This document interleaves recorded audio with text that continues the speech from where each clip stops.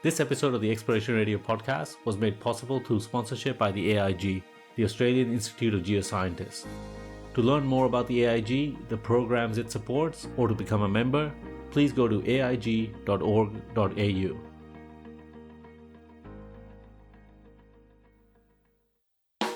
Welcome to Expiration Radio. I'm your host Ahmad. At the end of all of our interviews so far, Steve and I have always asked our guests two questions. What is something they think that needs to live, and what is something that needs to die in the mining industry? We thought it would be interesting to put together some of the responses we've received to those two questions over the years. So on this episode of Ideas That Must Die in Mining, we're joined by, in order, Jon Goodman, Attila Pentek, Jon Hronsky, Tony Manini, Hedley Widdup, and Mary Poulton. And they tell us what ideas they think need to die in mining. So let's find out what they had to say. So we always end our interview with two questions. First one of them is, when it comes to mining or the resources industry, what is something that you think needs to die? It can be an idea, a concept, a behavior, something that you think we should jettison out of the industry. That's an interesting question.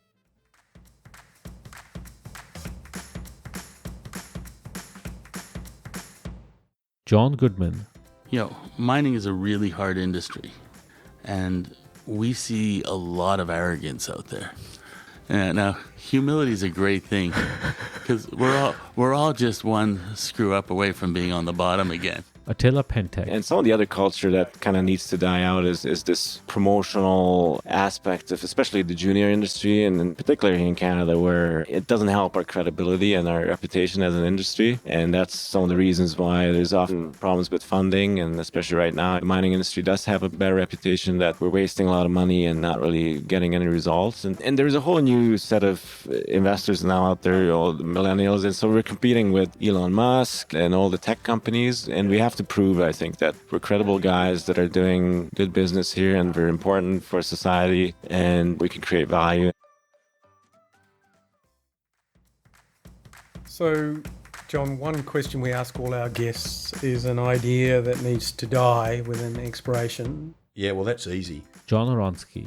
The idea of an advanced project, or the low-risk project, the advanced project, it's not advanced. It's sitting there because it's stalled, right? And it might be data rich, but that doesn't mean it's advanced. So this idea that the world is full of these projects that have been discovered, and because there's a lot of information, because there's mineralisation there, this is somehow a lower risk opportunity than going out into somewhere new undercover in the middle of the desert or somewhere else. I think it's manifestly wrong, and that's the idea I would like to see go, because some of these projects you can add value by exploration, but in a very large proportion of them, the only way that they would ever be economic is if you had top of the cycle metal prices for 2 decades or a decade, and that will never happen. It never has, and it never will. I'd like to think the very thing that we just spoke about is the thing that we need to sort of remove from the way that we go about the business. Tony Manini. And that is that the concept of not thinking about what you're doing as a business and providing a return on investment really needs to be wiped out. There's no room for lifestyle. There's no room for doing things because of it's fun. There's no room for doing things because you enjoy technical success. I'm really passionate about this business. The thing that I love most still to this day is having a new drill target and going and testing that target and getting success. But, we need to be much more disciplined. So I think, rigor and discipline around the way we approach things. I just always look at it, Ahmed, and I think, this industry would be in far better shape if we had all the money that's available for exploration in the hands of about 1/4 of the people. Yeah, I completely agree. I think often we complain that there's not enough money, but we as an industry probably have to accept that every dollar being spent by different people is not the same. Some dollars that are being spent a lot more effectively and some dollars that are being spent not as effectively. If you took out those ineffective dollars, then maybe we actually do a pretty good job of returning on investment. That's right. So, I think if there was one thing I could change, that would be it. Well, I think it's imperative in a business like mining to always focus on the return on equity first and foremost. So Hedley Widdup. That's something which few companies do well, and most of the market doesn't do probably at all. We back miners to be excellent at what they do, and they are not investment bankers. So, I'd be cautious of a mining company which looks too much like an investment bank. And my final thing, which I think I would strive for if I was managing my own mining business, would be to master that business. Be good at mining, because that's what you're being backed for, and make sure you can make money from your deposits. Jon Goodman. The words that are my pet peeve that really set me off in a mining meeting is when guys talk about all the value they've created. It drives me nuts.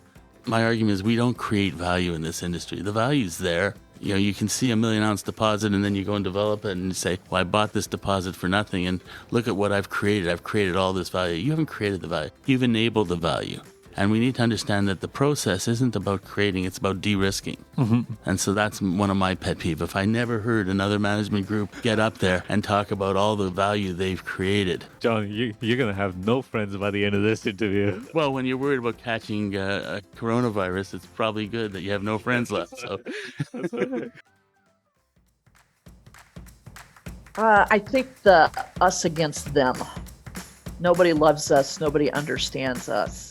Mary Poulton. If they just knew us better, they'd love us, and really get down to understanding what mining's value proposition is to society and being able to articulate that in a way that makes sense to society.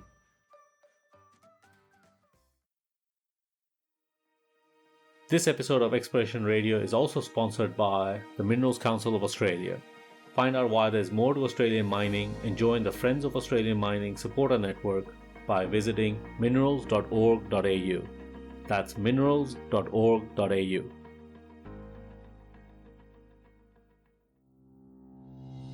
This episode of Expiration Radio was brought to you by Ahmad Salim and Steve Beresford, with help from Sean Jeffrey and many others over the years. Ultimately, this episode was made possible by all the wonderful guests that have taken time out of their busy schedules to sit down and explore with us.